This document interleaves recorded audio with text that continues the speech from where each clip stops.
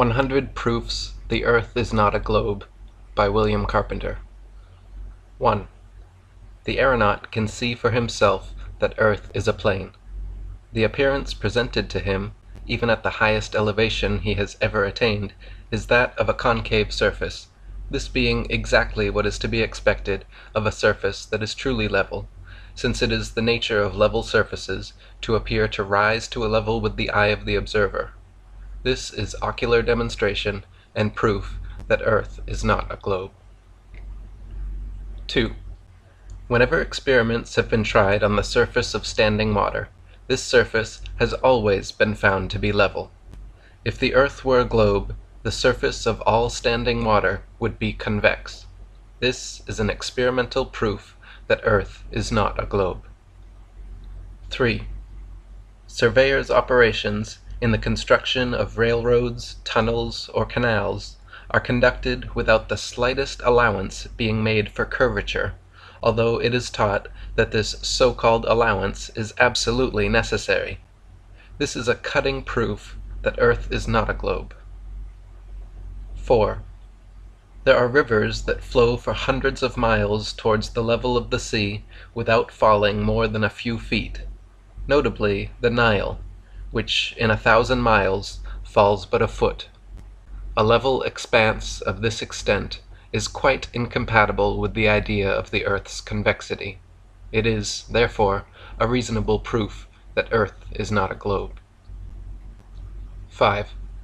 The lights which are exhibited in lighthouses are seen by navigators at distances at which, according to the scale of the supposed curvature given by astronomers, they ought to be many hundreds of feet, in some cases down below the line of sight. For instance, the light at Cape Hatteras is seen at such a distance, 40 miles, that according to the theory, it ought to be 900 feet higher above the level of the sea than it absolutely is, in order to be visible. This is a conclusive proof that there is no curvature on the surface of the sea, the level of the sea, ridiculous though it is to be under the necessity of proving it at all, but it is, nevertheless, a conclusive proof that the Earth is not a globe. 6. If we stand on the sands of the seashore and watch a ship approach us, we shall find that she will apparently rise to the extent of her own height, nothing more.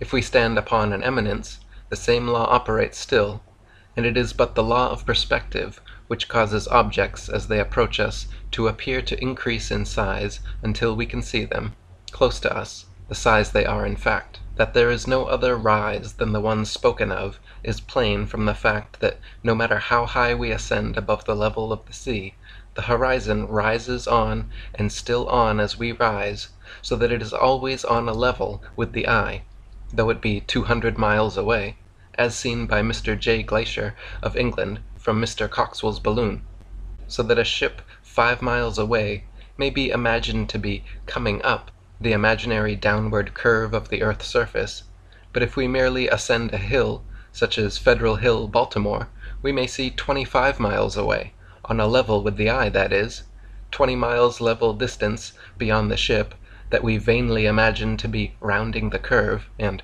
coming up. This is a plain proof that the Earth is not a globe. 7. If we take a trip down the Chesapeake Bay in the daytime, we may see for ourselves the utter fallacy of the idea that when a vessel appears hull down, as it is called, it is because the hull is behind the water. For vessels have been seen, and may often be seen again presenting the appearance spoken of, and away, far away, beyond those vessels, and at the same moment, the level shoreline, with its accompanying complement of tall trees towering up in perspective over the heads of the hull-down ships. Since, then, the idea will not stand its ground when the facts rise up against it, and it is a piece of the popular theory, the theory is a contemptible piece of business, and we may easily wring from it a proof that the Earth is not a globe. 8. If the Earth were a globe, a small model globe would be the very best, because the truest, thing for the navigator to take to sea with him. But such a thing as that is not known. With such a toy as a guide, the mariner would wreck his ship, of a certainty. This is a proof that Earth is not a globe. 9. As mariners take to sea with them charts constructed as though the sea were a level surface, however these charts may err as to the true form of this level surface taken as a whole, it is clear, as they find them answer their purpose tolerably well, and only tolerably well, for many ships are wrecked owing to the error of which we speak, that the surface of the sea is as it is taken to be, whether the captain of the ship supposes the earth be a globe or anything else. Thus, then, we draw, from the common system of plain sailing, a practical proof that earth is not a globe. 10. That the mariner's compass points north and south at the same time is a fact as indisputable as that 2 and 2 makes 4. But that this would be impossible if the thing were placed on a globe, with north and south at the center of opposite hemispheres, is a fact that does not figure in the schoolbooks, though very easily seen, and it requires no lengthy train of reasoning to bring out of it a pointed proof that the earth is not a globe. 11. As the mariner's compass points north and south at one time, and as the north to which it is attracted is that part of the earth situated where the North Star is in the zenith, it follows that there is no south point or pole, but that, while the center is north, a vast circumference must be south in its whole extent. This is a proof that the earth is not a globe. 12. As we have seen that there is really no south point or pole, but an infinity of points forming together a vast circumference, the boundary of the known world, with its battlements of icebergs, which bid defiance to man's onward course in a southerly direction, so there can be no east or west points, just as there is no yesterday and no tomorrow. In fact, as there is one point that is fixed, the north, it is impossible for any other point to be fixed likewise. East and west are, therefore, merely directions at right angles with the north and south line, and as the south point of the compass shifts round to all parts of the circular boundary, as it may be carried round the central north, so the directions east and west crossing this line, continued, form a circle at any latitude. A westerly circumnavigation, therefore, is a going round with the North Star continually on the right hand, and an easterly circumnavigation is performed only when the reverse condition of things is maintained, the North Star being on the left hand as the journey is made. These facts, taken together, form a beautiful proof that the earth is not a globe. 13. As the mariner's compass points north and south at one and the same time, and a meridian is a north and south line, it follows that meridians can be no other than straight lines. But since all meridians on a globe are semicircles, it is an incontrovertible proof that the earth is not a globe. 14. Parallels of latitude only, of all imaginary lines on the surface of the earth, are circles, which increase progressively from the northern center to the southern circumference. The mariner's course in the direction of any one of these concentric circles is his longitude, the degree of which increase to such an extent beyond the equator, going southwards, that hundreds of vessels have been wrecked because of the false idea created by the untruthfulness of the charts and the globular theory together, causing the sailor to be continually getting out of his reckoning. With a map of the earth in its true form, all difficulty is done away with, and ships may be conducted anywhere with perfect safety. This, then, is a very important practical proof that the earth is not a globe. 15. The idea that, instead of sailing horizontally round the earth, ships are taken down one side of a globe, then underneath, and are brought up on the other side to get home again, is, except as a mere dream, impossible and absurd. And since there are neither impossibilities nor absurdities in the simple matter of circumnavigation, it stands without argument, a proof that the earth is not a globe. 16. If the earth were a globe, the distance round its surface at, say, 45 degrees south latitude could not possibly be any greater than it is at the same latitude north. But since it is found by navigators to be twice the distance, to say the least of it, or double the distance, it ought to be, according to the globular theory, it is a proof that the earth is not a globe. 17. Human beings require a level surface on which to live, that, in its general character, shall be level. And since the omniscient Creator must have been perfectly acquainted with the requirements of his creatures, it follows that being an all-wise Creator, he has met them thoroughly. This is a theological proof that the earth is not a globe. 18. The best possessions of man are his senses, and when he uses them all, he will not be deceived in his survey of nature. It is only when some one faculty or other is neglected or abused that he is deluded. Every man in full command of his senses knows that a level surface is a flat or horizontal one, but astronomers tell us that the true level is the curved surface of a globe. They know that man requires a level surface on which to live, so they give him one in name which is not one in fact. Since this is the best that astronomers with their theoretical science can do for their fellow creatures, deceive them, it is clear that things are not as they say they are, and in short, it is a proof that earth is not a globe. 19. Every man in his senses goes the most reasonable way to work to do a thing. Now astronomers, one after another, following a leader, while they are telling us that earth is a globe, are cutting off the upper half of this supposititious globe in their books, and in this way forming the level surface on which they describe man as living and moving.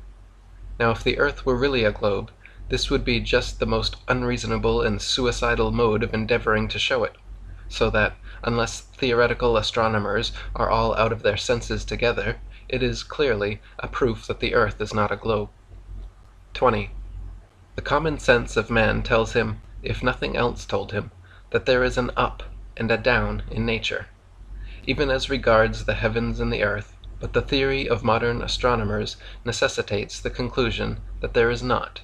Therefore, the theory of the astronomers is opposed to common sense, yes, and to inspiration, and this is a common sense proof that the earth is not a globe. 21.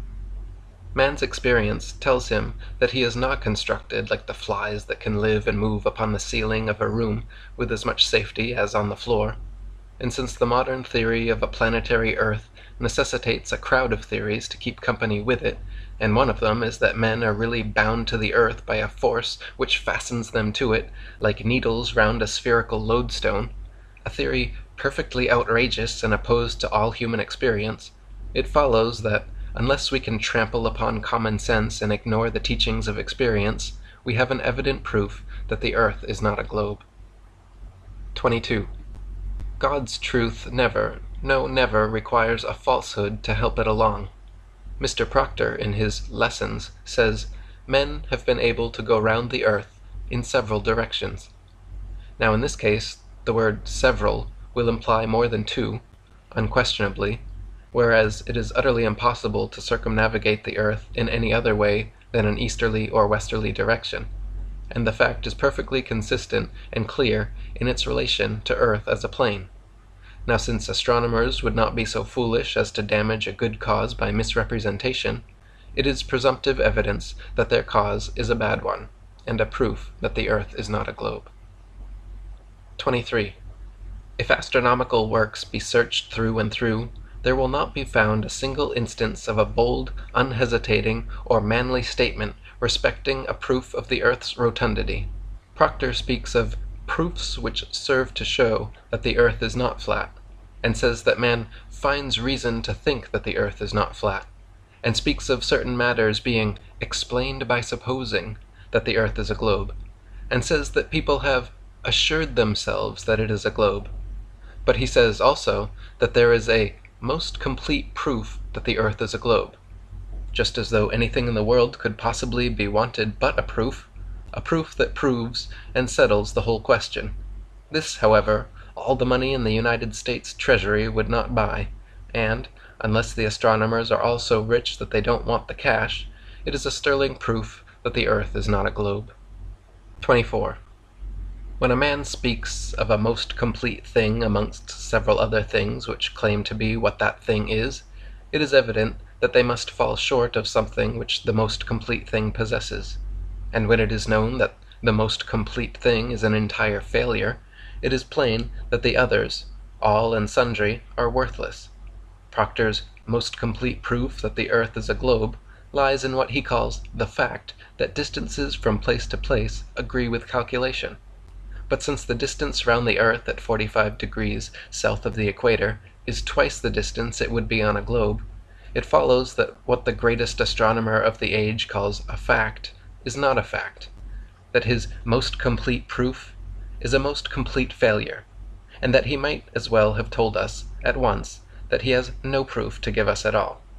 Now, since if the earth be a globe there would necessarily be piles of proofs of it all around us, it follows that when astronomers, with all of their ingenuity, are utterly unable to point one out, to say nothing about picking one up, that they give us a proof that earth is not a globe. 25. The surveyor's plans in relation to the laying of the first Atlantic telegraph cable showed that in 1,665 miles, from Valentia, Ireland to St. John's, Newfoundland, the surface of the Atlantic Ocean is a level surface, not the astronomer's level either. The authoritative drawings published at the time are a standing evidence of the fact and form a practical proof that earth is not a globe. 26. If the earth were a globe, it would, if we take Valentia to be the place of departure, curvate downwards in the 1,665 miles across the Atlantic to Newfoundland, according to the astronomer's own tables, more than 300 miles. But as the surface of the Atlantic does not do so, the fact of its levelness having been clearly demonstrated by telegraph cable surveyors, it follows that we have a grand proof that earth is not a globe. 27. Astronomers, in their consideration of the supposed curvature of the earth, have carefully avoided the taking of the view of the question which, if anything were needed to do so, would show its utter absurdity. It is this: if, instead of taking our ideal point of the departure to be at Valentia, we consider ourselves at St. John's, the 1,665 miles of water between us and Valentia would just as well curvate downwards as it did in the other case. Now, since the direction in which the earth is said to curvate is interchangeable, depending indeed upon the position occupied by a man upon its surface, the thing is utterly absurd, and it follows that the theory is an outrage, and that the earth does not curvate at all, an evident proof that the earth is not a globe. 28. Astronomers are in the habit of considering 2 points on the earth's surface, without, it seems, any limit as to the distance that lies between them, as being on a level, and the intervening section, even though it be an ocean, as a vast hill of water. The Atlantic Ocean, in taking this view of the matter, would form a hill of water more than 100 miles high. The idea is simply monstrous, and could only be entertained by scientists whose whole business is made up of materials of the same description, and it certainly requires no argument to deduce from such science as this a satisfactory proof that the earth is not a globe. 29. If the earth were a globe, it would unquestionably have the same general characteristics, no matter its size, as a small globe that may be stood upon a table. As the small globe has top, bottom, and sides, so must also the large one, no matter how large it be. But as the earth, which is supposed to be a large globe, has no sides or bottom, as the small globe has, the conclusion is irresistible that it is a proof that the earth is not a globe. 30. If the earth were a globe, an observer who should ascend above its surface would have to look downwards at the horizon, if it be possible to conceive of a horizon at all under such circumstances, even as astronomical diagrams indicate, at angles varying from 10 to nearly 50 degrees below the horizontal line of sight. It is just as absurd as it would be to be taught that when we look at a man full in the face we are looking down at his feet. But as no observer in the clouds, or upon any eminence of the earth, has ever had to do so, it follows that the diagrams spoken of are imaginary and false, that the theory which requires such things to prop it up is equally airy and untrue, and that we have a substantial proof that the earth is not a globe. 31. If the earth were a globe, it would certainly have to be as large as it is said to be, 25,000 miles in circumference. Now the thing which is called a proof of the earth's roundness, and which is presented to children at school, is that if we stand on the seashore, we may see the ships as they approach us absolutely coming up, and that, as we are able to see the highest parts of these ships first, it is because the lower parts are behind the earth's curve. Now, since if this were the case, that is, if the lower parts of these ships were behind a hill of water at all, the size of the earth, indicated by such a curve as this, would be so small that it would only be big enough to hold the people of a parish if they could all get round it, instead of the nations of the world. It follows that the idea is preposterous, that the appearance is due to another and to some reasonable cause, and that, instead of being a proof of the globular form of the earth, it is a proof that the earth is not a globe. 32. It is often said that if the earth were flat, we could see all over it. This is the result of ignorance. If we stand on the level surface of a plain or a prairie and take notice, we shall find that the horizon is formed at about 3 miles all around us. That is, the ground appears to rise up until, at that distance, it seems on a level with the eye line, or line of sight. Consequently, objects no higher than we stand, say 6 feet, and which are at that distance, 3 miles, have reached the vanishing point, and are beyond the sphere of our unaided vision. This is the reason why the hull of a ship disappears, in going away from us, before the sails, and, instead of there being about it the faintest shadow of evidence of the earth's rotundity, it is a clear proof that earth is not a globe. 33. If the earth were a globe, people, except those on the top, would certainly have to be fastened to its surface by some means or other, whether by the attraction of astronomers or by some other undiscovered and undiscoverable process. But as we know that we simply walk on its surface without any other aid than that which is necessary for locomotion on a plane, it follows that we have herein a conclusive proof that earth is not a globe. 34. If the earth were a globe, there certainly would be, if we could imagine the thing to be peopled all around, antipodes, people who, says the dictionary, living exactly on the opposite side of the globe to ourselves, have their feet opposite to ours, people who are hanging heads downwards whilst we are standing heads up. But since the theory allows us to travel to those parts of the earth where the people are said to be heads downwards, and still to fancy ourselves to be heads upwards, and our friends whom we have left behind us to be heads downwards, it follows that the whole thing is a myth, a dream, a delusion, and a snare, and instead of there being any evidence at all in this direction to substantiate the popular theory, it is a plain proof that the earth is not a globe. 35. If we examine a true picture of the distant horizon, or the thing itself, we shall find that it coincides exactly with a perfectly straight and level line. Now, since there could be nothing of the kind on a globe, and we find it to be the case all over the earth, it is a proof that the earth is not a globe. 36. If we take a journey down the Chesapeake Bay by night, we shall see the light exhibited at Sharp's Island for an hour before the steamer gets to it. We may take up a position on the deck so that the rail of the vessel's side will be in line with the light, and in the line of sight, and we shall find that in the whole journey the light will not vary in the slightest degree in its apparent elevation. But, say that a distance of 13 miles has been traversed, the astronomer's theory of curvature demands a difference, one way or the other, in the apparent elevation of the light of 112 feet 8 inches. Since, however, there is not a difference of 112 hairs' breadths, we have a plain proof that the water of the Chesapeake Bay is not curved, which is a proof that the earth is not a globe. 37. If the earth were a globe, there would, very likely, be, for nobody knows, 6 months' day and 6 months' night at the Arctic and Antarctic regions, as astronomers dare to assert there is, for their theory demands it.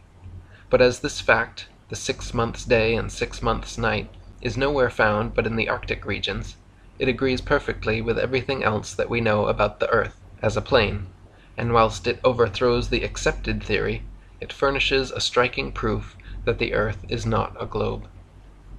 38. When the sun crosses the equator in March and begins to circle round the heavens in north latitude, the inhabitants of high northern latitudes see him skimming round their horizon and forming the break of their long day in a horizontal course, not disappearing again for 6 months, as he rises higher and higher in the heavens, whilst he makes his 24-hour circle until June, when he begins to descend and goes on until he disappears beyond the horizon in September.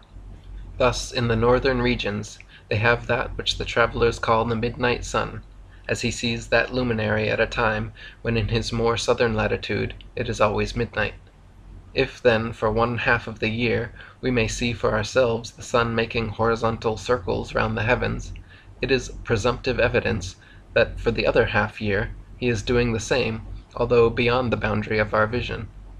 This being a proof that earth is a plane, is therefore a proof that the earth is not a globe. 39. We have an abundance of evidence that the sun moves daily round and over the earth in circles concentric with the northern region over which hangs the North Star. But since the theory of the earth being a globe is necessarily connected with the theory of its motion round the sun in a yearly orbit, it falls to the ground when we bring forward the evidence of which we speak, and in doing so forms a proof that the earth is not a globe. 40. The Suez Canal, which joins the Red Sea with the Mediterranean, is about 100 miles long. It forms a straight and level surface of water from one end to the other, and no allowance for any supposed curvature was made in its construction. It is a clear proof that the earth is not a globe. 41. When astronomers assert that it is necessary to make allowance for curvature in canal construction, it is, of course, in order that in their idea a level cutting may be had for the water. How flagrantly, then, do they contradict themselves when they say that the curved surface of earth is a true level? What more can they want for a canal than a true level? Since they contradict themselves in such an elementary point as this, it is an evidence that the whole thing is a delusion, and we have a proof that the earth is not a globe.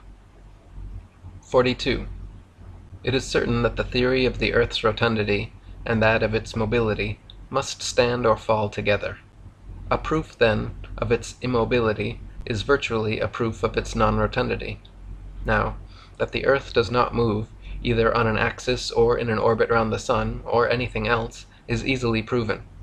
If the earth went through space at the rate of 1100 miles in a minute of time, as astronomers teach us, in a particular direction, there would unquestionably be a difference in the result of firing off a projectile in that direction and in a direction the opposite of that one.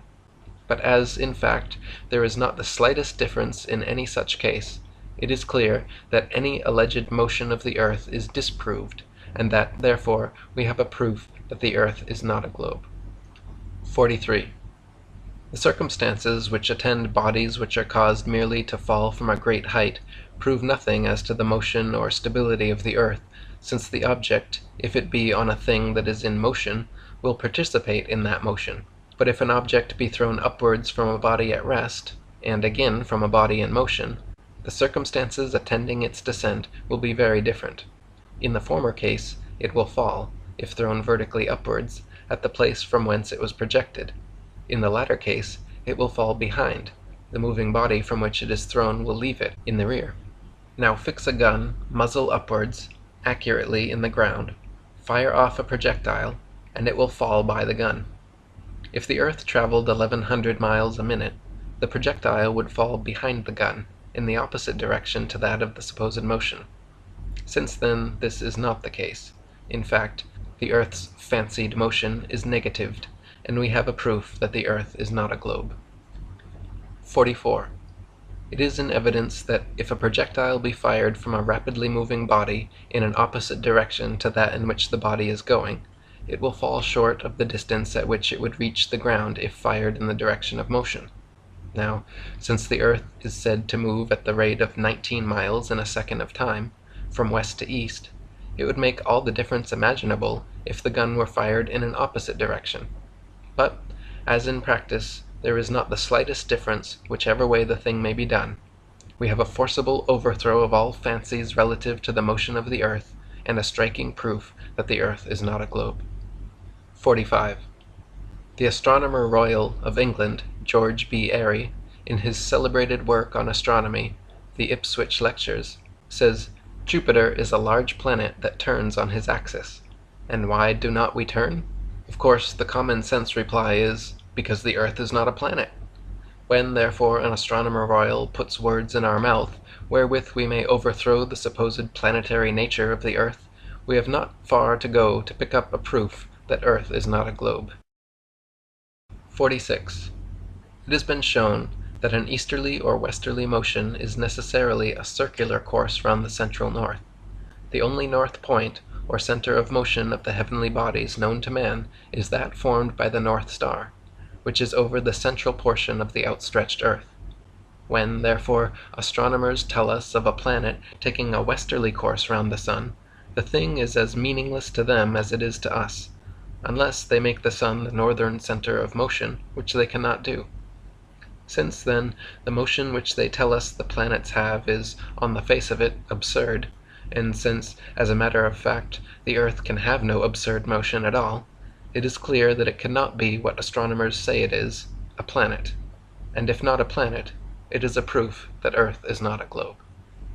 47. In consequence of the fact being so plainly seen by everyone who visits the seashore, that the line of the horizon is a perfectly straight line, it becomes impossible for astronomers, when they attempt to convey, pictorially, an idea of the earth's convexity, to do so with even a shadow of consistency, for they dare not represent the horizon as a curved line, so well known is it that it is a straight one. The greatest astronomer of the age, in page 15 of his Lessons, gives an illustration of a ship sailing away, as though she were rounding the top of a great hill of water, and there, of a truth, is the straight and level line of the horizon, clear along the top of the hill, from one side of the picture to the other. Now if this picture were true in all its parts, and it is outrageously false in several, it would show that earth is a cylinder, for the hill shown is simply up one side of the level horizontal line, and we are led to suppose down the other. Since then we have such high authority as Professor Richard A. Proctor that the earth is a cylinder, it is certainly a proof that the earth is not a globe. 48. In Mr. Proctor's Lessons in Astronomy, page 15, a ship is represented as sailing away from the observer, and it is given in 5 positions or distances away on its journey. Now in its first position, its mast appears above the horizon, and consequently higher than the observer's line of vision. But in its second and third positions, representing the ship as further and further away, it is drawn higher and still higher up above the line of the horizon. Now it is utterly impossible for a ship to sail away from an observer under the conditions indicated, and to appear as given in the picture. Consequently, the picture is a misrepresentation, a fraud, and a disgrace. A ship starting to sail away from an observer with her masts above his line of sight would appear, indisputably, to go down and still lower down towards the horizon line, and could not possibly appear to anyone with his vision undistorted as going in any other direction, curved or straight. Since, then, the design of the astronomer-artist is to show the earth to be a globe, and the points in the picture which would only prove the earth to be cylindrical, if true, are not true, it follows that the astronomer-artist fails to prove pictorially either that the earth is a globe or a cylinder, and that we have, therefore, a reasonable proof that the earth is not a globe. 49.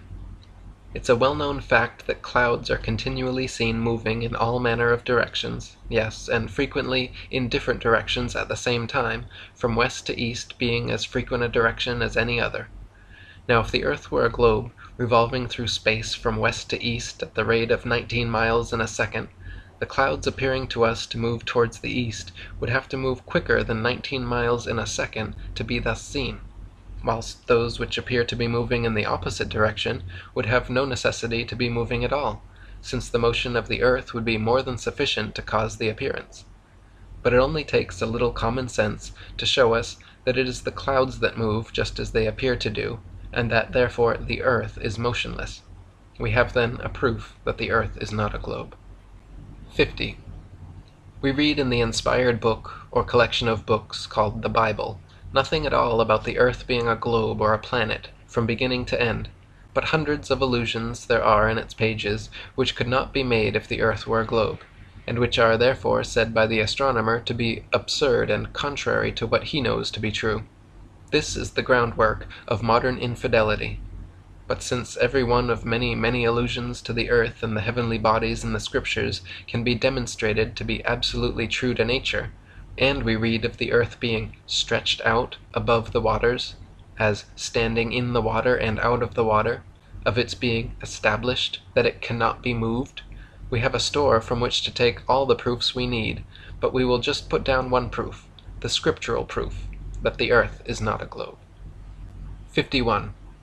A standing order exists in the English Houses of Parliament that in the cutting of canals the datum line employed shall be a horizontal line which shall be the same throughout the whole length of the work.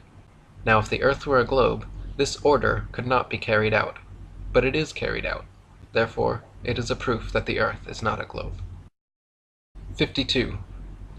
It is a well-known and indisputable fact that there are a far greater accumulation of ice south of the equator than is to be found at an equal latitude north, and it is said that at Kerguelen, 50 degrees south, 18 kinds of plants exist, whilst in Iceland, 15 degrees nearer the northern center, there are 870 species, and indeed all the facts in the case show that the sun's power is less intense at places in the southern region than it is in corresponding latitudes north.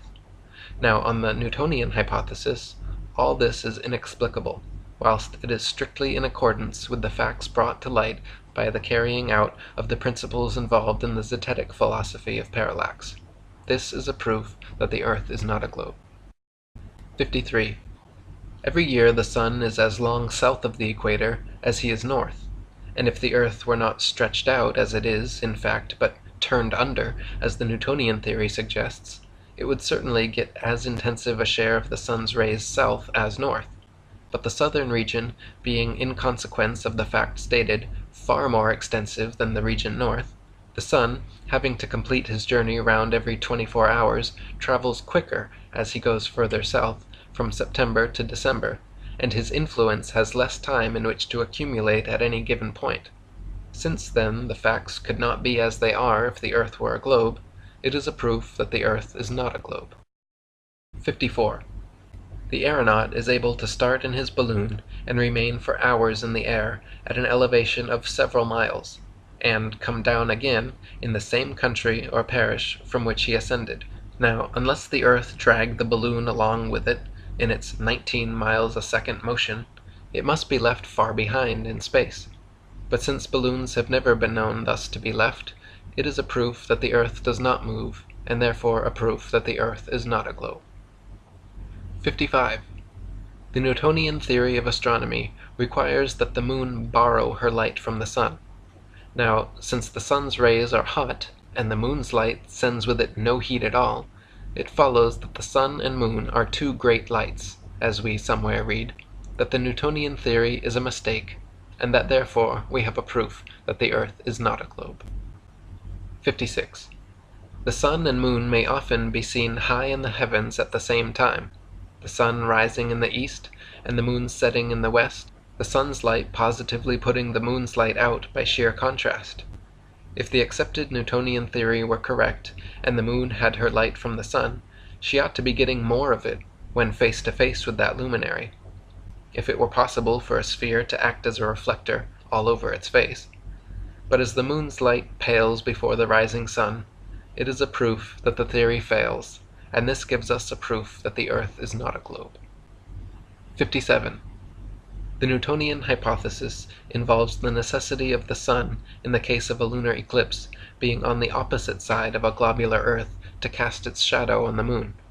But since eclipses of the moon have taken place with both the sun and the moon above the horizon, it follows that it cannot be the shadow of the earth that eclipses the moon, that the theory is a blunder, and that it is nothing less than a proof that the earth is not a globe. 58. Astronomers have never agreed amongst themselves about a rotating moon revolving round a rotating and revolving earth. This earth, moon, planets, and their satellites, all at the same time dashing through space around the rotating and revolving sun towards the constellation Hercules at the rate of 4 millions of miles a day. And they never will. Agreement is impossible. With the earth, a plane and without motion, the whole thing is clear, and if a straw will show which way the wind blows, This may be taken as a pretty strong proof that the earth is not a globe. 59. Mr. Proctor says, "The sun is so far off that even moving from one side of the earth to the other does not cause him to be seen in a different direction. At least the difference is too small to be measured." Now, since we know that north of the equator, say 45 degrees, we see the sun at midday to the south, and that at the same distance south of the equator we see the sun at midday to the north, our very shadows on the ground cry aloud against the delusion of the day and give us a proof that earth is not a globe. 60. There is no problem more important to the astronomer than that of the sun's distance from the earth. Every change in the estimate changes everything. Now, since modern astronomers in their estimates of this distance have gone all the way along the line of figures from 3 millions of miles to 104 millions today, the distance being something over 91 million miles, it matters not how much, for not many years ago Mr. Hind gave the distance, accurately, as 95,370,000. It follows that they don't know, and that it is foolish for anyone to expect that they ever will know the sun's distance. And since all this speculation and absurdity is caused by the primary assumption that earth is a wandering heavenly body, and is all swept away by a knowledge of the fact that earth is a plane, it is a clear proof that the earth is not a globe. 61. It is plain that a theory of measurement without a measuring rod is like a ship without a rudder, that a measure that is not fixed, not likely to be fixed, and never has been fixed, forms no measuring rod at all, and that as modern theoretical astronomy depends upon the sun's distance from earth as its measuring rod, and the distance is not known, it is a system of measurements without a measuring rod, a ship without a rudder. Now, since it is not difficult to foresee the dashing of this thing upon the rock on which zetetic astronomy is founded, it is a proof that earth is not a globe. 62. It is commonly asserted that the earth must be a globe because people have sailed around it. Now, since this implies that we can sail around nothing unless it be a globe, and the fact is well known that we can sail around the earth as a plane, the assertion is ridiculous, and we have another proof that earth is not a globe. 63.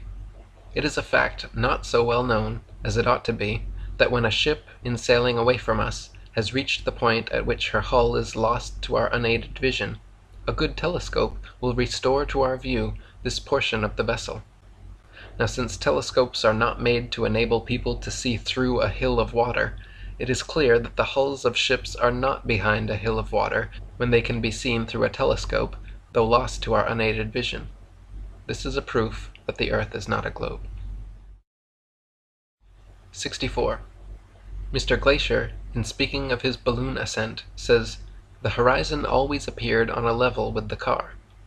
Now, since we may search amongst the laws of optics in vain for any principle that would cause the surface of a globe to turn its face upwards instead of downwards, it is a clear proof that the earth is not a globe. 65. The Reverend D. Olmsted, in describing a diagram which is supposed to represent the earth as a globe, with a figure of a man sticking out on each side and one hanging head downwards, says, "We should dwell on this point until it appears to us as truly up, in the direction given to these figures, as it does with a regard to a figure which he has placed on the top." Now, a system of philosophy which requires us to do something which is really the going out of our minds by dwelling on an absurdity until we think it is a fact, cannot be a system based on God's truth, which never requires anything of the kind. Since, then, the popular theoretical astronomy of the day requires this, it is evident that it is the wrong thing, and that this conclusion furnishes us with a proof that the earth is not a globe. 66. It is often said that the predictions of eclipses prove astronomers to be right in their theories, but it is not seen that this proves too much.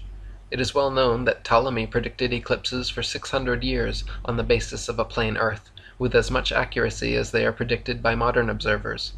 If, then, the predictions prove the truth of the particular theories current at the time, they just as well prove one side of the question as the other, and enable us to lay claim to a proof that the earth is not a globe. 67. 700 miles is said to be the length of the Great Canal in China.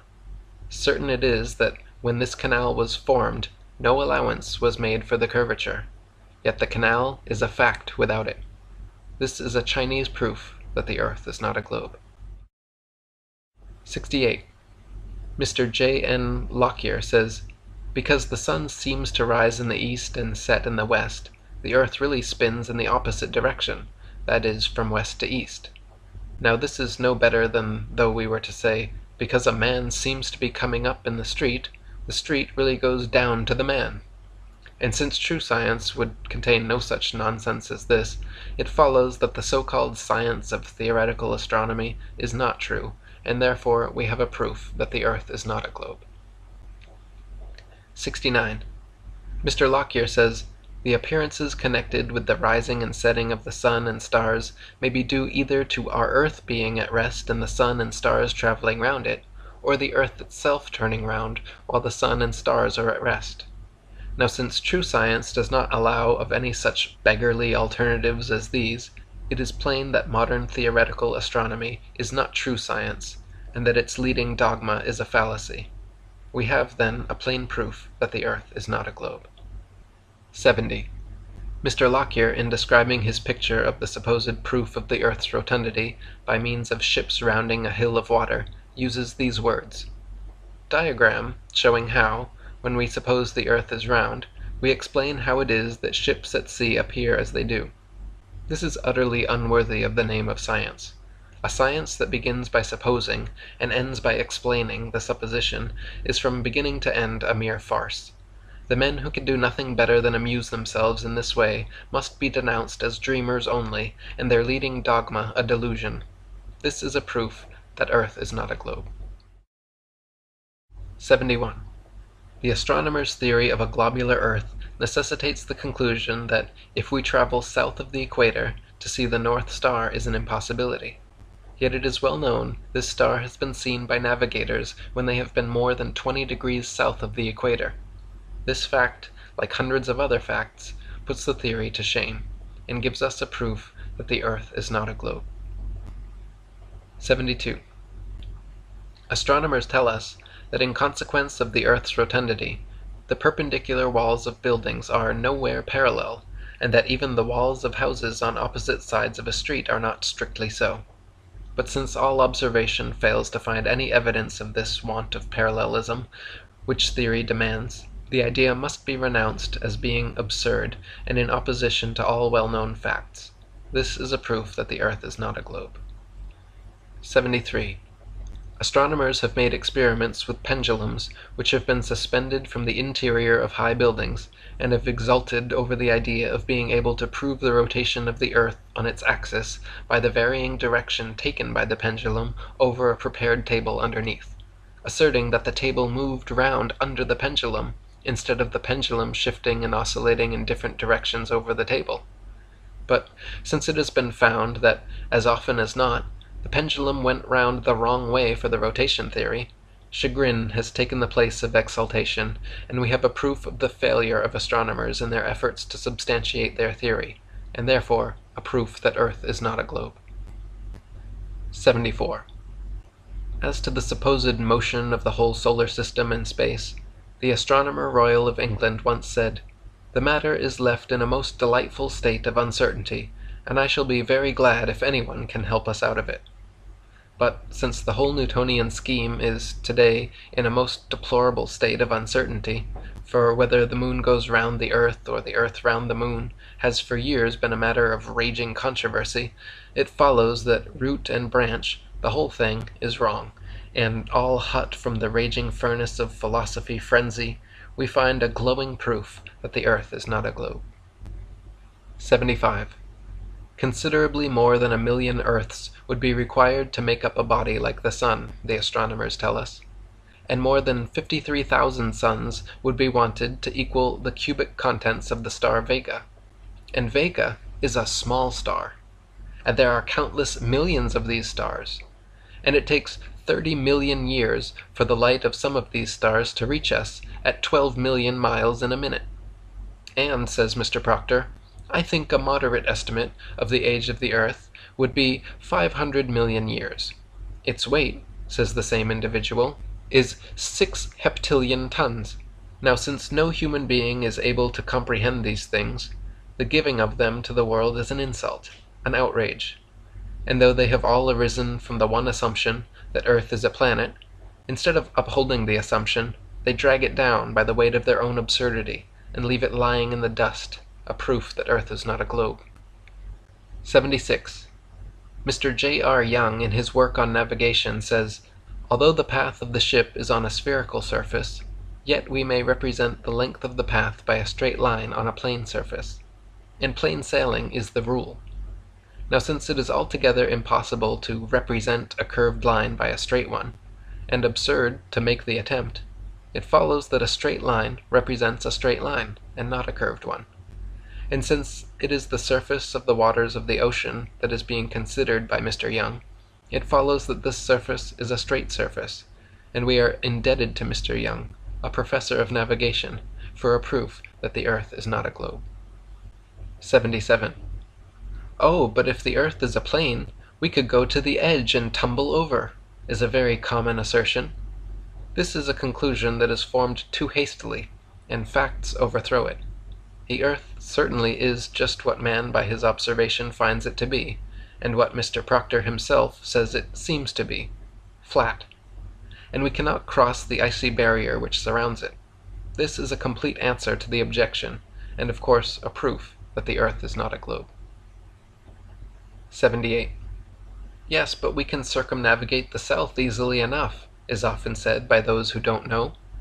The British ship Challenger recently completed the circuit of the southern region, indirectly to be sure, but she was 3 years about it, and traversed nearly 69,000 miles, a stretch long enough to have taken her 6 times round the globular hypothesis.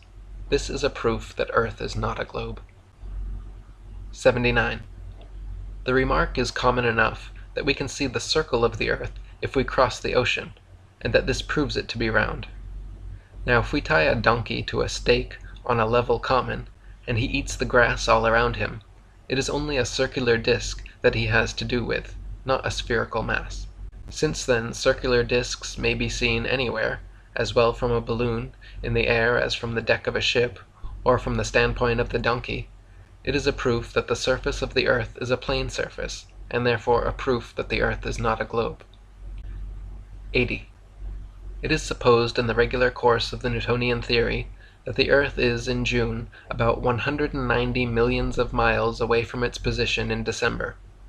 Now, since we can, in middle north latitudes, see the North Star on looking out of a window that faces it, and out of the very same corner of the very same pane of glass in the very same window all the year round, it is proof enough for any man in his senses that we have made no motion at all. It is a proof that the Earth is not a globe. 81.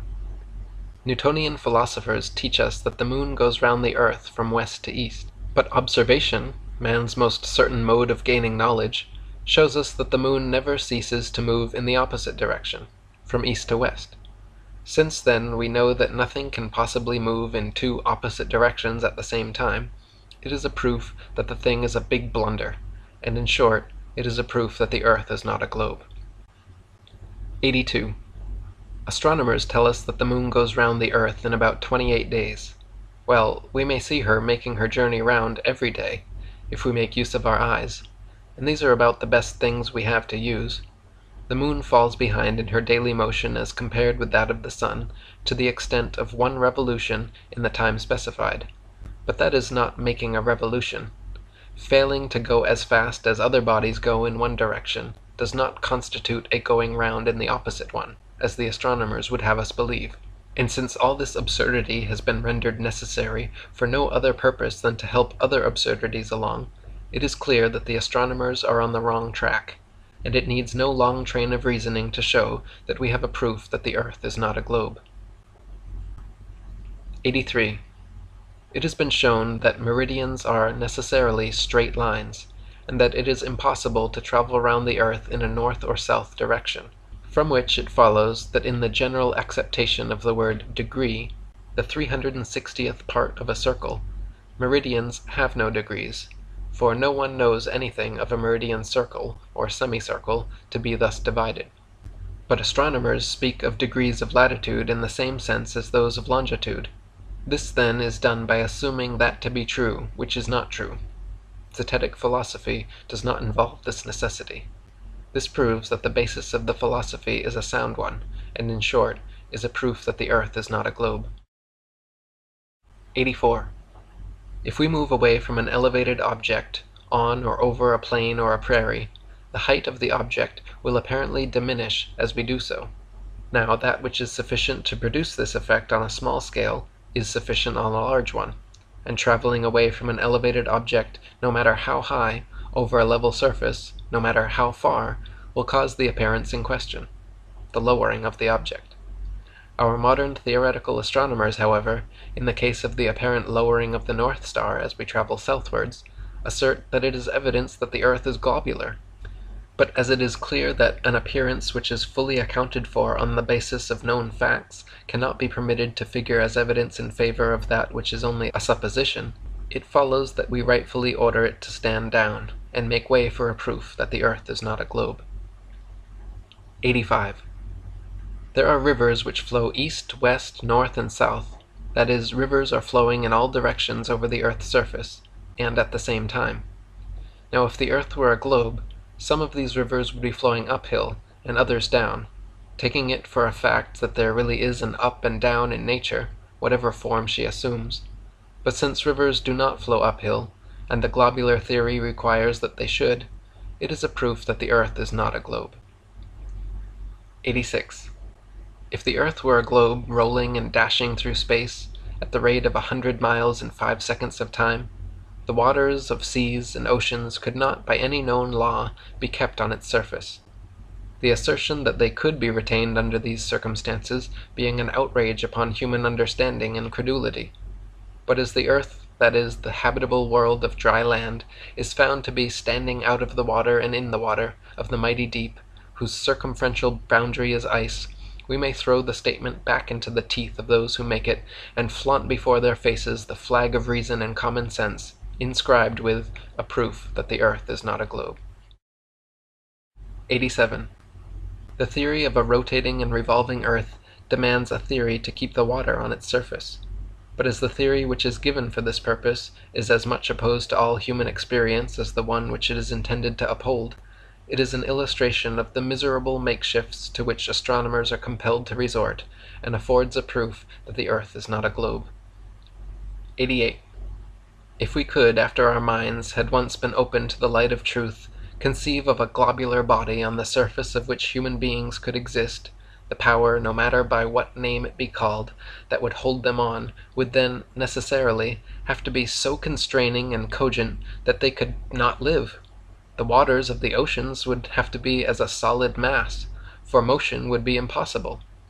But we not only exist, but live and move, and the water of the ocean skips and dances like a thing of life and beauty. This is a proof that the earth is not a globe. 89. It is well known that the law regulating the apparent decrease in the size of objects as we leave them in the distance, or as they leave us, is very different with luminous bodies from what it is in the case of those which are non-luminous. Sail past the light of a small lamp in a rowboat on a dark night, and it will seem to be no smaller when a mile off than it was when close to it. Proctor says, in speaking of the sun, his apparent size does not change, far off or near. And then he forgets the fact. Mr. Proctor tells us subsequently that if the traveler goes so far south that the North Star appears on the horizon, the sun should therefore look much larger, if the earth were a plane. Therefore, he argues, the path followed cannot have been the straight course, but a curved one. Now, since it is nothing but common scientific trickery to bring forward as an objection to stand in the way of a plane earth the non-appearance of a thing which has never been known to appear at all, it follows that, unless that which appears to be trickery were an accident, it was the only course open to the objector, to trick.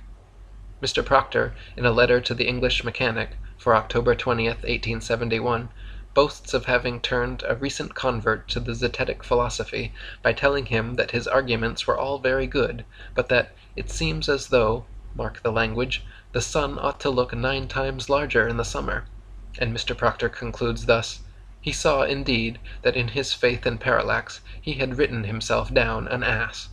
Well then, trickery or no trickery on the part of the objector, the objection is a counterfeit, a fraud, no valid objection at all, and it follows that the system which does not purge itself of these things in a rotten system, and the system which its advocates, with Mr. Proctor at their head, would crush if they could find a weapon to use, the zetetic philosophy of parallax, is destined to live. This is a proof that the earth is not a globe. 90. Is water level, or is it not? Was a question once asked of an astronomer. Practically, yes. Theoretically, no, was the reply. Now, when theory does not harmonize with practice, the best thing to do is drop the theory. It is getting too late now to say so much worse for the facts. To drop the theory which supposes a curved surface to standing water is to acknowledge the facts which form the basis of zetetic philosophy, and since this will have to be done, sooner or later, it is a proof that the earth is not a globe. 91. By actual observation, says Schedler in his Book of Nature, we know that the other heavenly bodies are spherical, hence we unhesitatingly assert that the earth is so also. This is a fair sample of all astronomical reasoning. When a thing is classed amongst other things, the likeness between them must first be proven. It does not take a Schedler to tell us that heavenly bodies are spherical, but the greatest astronomer of the age will not now dare to tell us that the earth is, and attempt to prove it. Now, since no likeness has ever been proven to exist between the earth and the heavenly bodies, the classification of the earth with the heavenly bodies is premature, unscientific, false. This is a proof that earth is not a globe. 92. There is no inconsistency in supposing that the earth does move round the sun, says the Astronomer Royal of England. Certainly not, when theoretical astronomy is all supposition together. The inconsistency is in teaching the world that the thing supposed is a fact. Since then the motion of the earth is supposition only, since indeed it is necessary to suppose it at all, it is plain that it is a fiction and not a fact, and since mobility and sphericity stand or fall together, we have before us a proof that earth is not a globe. 93. We have seen that astronomers, to give us a level surface on which to live, have cut off 1/2 of the globe in certain pictures of their books. Now, astronomers having done this, 1/2 of the substance of their spherical theory is given up. Since then the theory must stand or fall in its entirety, it has really fallen when the half is gone. Nothing remains, then, but a plain earth, which is, of course, a proof that the earth is not a globe. 94. In Cornell's geography, there is an illustrated proof of the form of the earth. A curved line on which is represented a ship in 4 positions as she sails away from an observer is an arc of 72 degrees, or 1/5 of the supposed circumference of the globe, about 5,000 miles. 10 such ships as those which are given in the picture would reach the full length of the arc, making 500 miles as the length of the ship. The man in the picture, who is watching the ship as she sails away, is about 200 miles high, and the tower, from which he takes an elevated view, at least 500 miles high. These are the proportions, then, of men, towers, and ships which are necessary in order to see a ship in her different positions as she rounds the curve of the great hill of water over which she is supposed to be sailing. For it must be remembered that this supposed proof depends upon lines and angles of vision which, if enlarged, would still retain their characteristics. Now, since ships are not built 500 miles long, with masts in proportion, and men are not quite 200 miles high, it is not what is said to be a proof of rotundity, but either an ignorant farce or a cruel piece of deception. In short, it is a proof that the earth is not a globe. 95. In Cornell's Intermediate Geography, 1881, page 12, is an illustration of the natural divisions of land and water. This illustration is so nicely drawn that it affords at once a striking proof that the earth is a plane. It is true to nature, and bears the stamp of no astronomer artist. It is a pictorial proof that earth is not a globe. 96. If we refer to the diagram in Cornell's Geography, page 4, and notice the ship in its position the most remote from the observer, we shall find that though it is about 4,000 miles away, it is the same size as the ship that is nearest to him, distant about 700 miles. This is an illustration of the way in which astronomers ignore the laws of perspective. This course is necessary, or they would be compelled to lay bare the fallacy of their dogmas. In short, there is in this matter a proof that the earth is not a globe. 97. Mr. Hind, the English astronomer, says, "The simplicity with which the seasons are explained by the revolution of the earth in her orbit, and the obliquity of the ecliptic, may certainly be adduced as a strong presumptive proof of the correctness of the Newtonian theory. For on no other rational suppositions with respect to the relations of the earth and sun can these and other as well-known phenomena be accounted for. But as true philosophy has no suppositions at all, and has nothing to do with suppositions, and the phenomena spoken of are thoroughly explained by facts, the presumptive proof falls to the ground, covered with the ridicule it so richly deserves, and out of the dust of Mr. Hind's rational suppositions we see standing before us a proof that the earth is not a globe." 98. Mr. Hind speaks of the astronomer watching a star as it is carried across the telescope by the diurnal revolution of the earth. Now this is nothing but a downright absurdity. No motion of the earth could possibly carry a star across a telescope or anything else. If the star is carried across anything at all, it is the star that moves, not the thing across which it is carried. Besides, the idea that the earth, if it were a globe, could possibly move in an orbit of nearly 600 millions of miles with such exactitude that the crosshairs in a telescope fixed on its surface would appear to glide gently over a star millions of miles away, is simply monstrous. Whereas, with a fixed telescope, it matters not the distance of the stars, though we suppose them to be as far off as the astronomer supposes them to be, for as Mr. Proctor himself says, the further away they are, the less they will seem to shift. Why, in the name of common sense, should observers have to fix their telescopes on solid stone bases so that they should not move a hair's breadth if the earth on which they fix them move at the rate of 19 miles in a second? Indeed, to believe that Mr. Proctor's mass of 6,000 million tons is rolling, surging, flying, darting on through space forever, with a velocity compared with which a shot from a cannon is a very slow coach, with such unerring accuracy that a telescope fixed on granite pillars in an observatory will not enable a lynx-eyed astronomer to detect a variation in its onward motion of the thousandth part of a hair's breadth, is to conceive a miracle compared with which all the miracles on record put together would sink into utter insignificance. Captain R.J. Morrison, the late compiler of Zadkiel's Almanac, says, "We declare that this motion is all mere bosh, and that the arguments which uphold it are, when examined with an eye that seeks for truth only, mere nonsense and childish absurdity." Since, then, these absurd theories are of no use to men in their senses, and since there is no necessity for anything of the kind in Zetetic philosophy, it is a strong presumptive proof, as Mr. Hind would say, that the Zetetic philosophy is true, and therefore a proof that earth is not a globe. 99. Mr. Hind speaks of two great mathematicians differing only 55 yards in their estimate of the earth's diameter. Why Sir John Herschel, in his celebrated work, cuts off 480 miles of the same thing to get round numbers. This is like splitting a hair on one side of the head and shaving all the hair off the other. Oh, science! Can there be any truth in a science like this? All the exactitude in astronomy is in practical astronomy, not theoretical.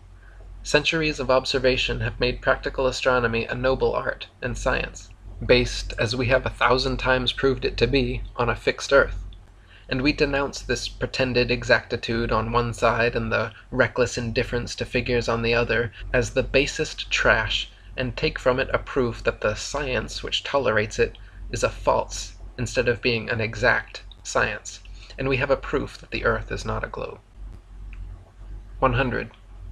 The sun, as he travels round over the surface of the earth, brings noon to all places on the successive meridians which he crosses.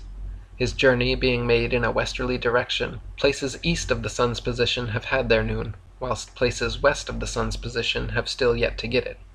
Therefore, if we travel easterly, we arrive at those parts of the earth where time is more advanced. The watch in our pocket has to be put on, or we may be said to gain time. If, on the other hand, we travel westerly, we arrive at places where it is still morning. The watch has to be put back, and it may be said that we lose time. But if we travel easterly so as to cross the 180th meridian, there is a loss there of a day, which will neutralize the gain of a whole circumnavigation. And if we travel westerly and cross the same meridian, we experience the gain of a day, which will compensate for the loss during a complete circumnavigation in that direction. The fact of losing or gaining time in sailing round the world, then, instead of being evidence of the earth's rotundity, as it is imagined to be, is in its practical exemplification an everlasting proof that the earth is not a globe.